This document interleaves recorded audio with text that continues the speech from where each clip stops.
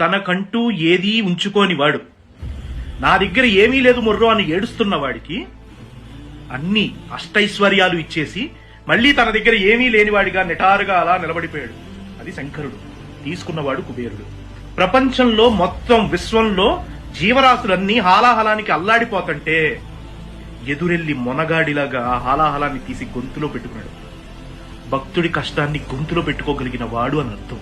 ఇంతమందిని ఉద్ధరించిన సార్వభౌముడు శంకరుడు, మా దేవుడు. నిజంగా నువ్వు నమ్మి కొలిస్తే నిన్ను ఉద్ధరించడా? నీ జీవితాన్ని వైభవపేతం చేయడా? శంకలన్నీ నీవే. శంకరుడికి ఏ శంకలు పట్టవు. శంకల్ని తీర్చువాడు కాబట్టే ఆయన శంకరుడు అన్నారు.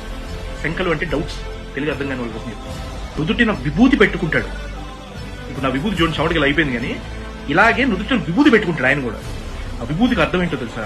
ప్రపంచంలో ఎంత విలువైనదైనా, ఎంత గొప్పదైనా, అది ఎంత ఉన్నతమైన స్థాయిలో ఉన్న ఆఖరికి కాలి బూడిదై భస్మం అయిపోవలసిందే.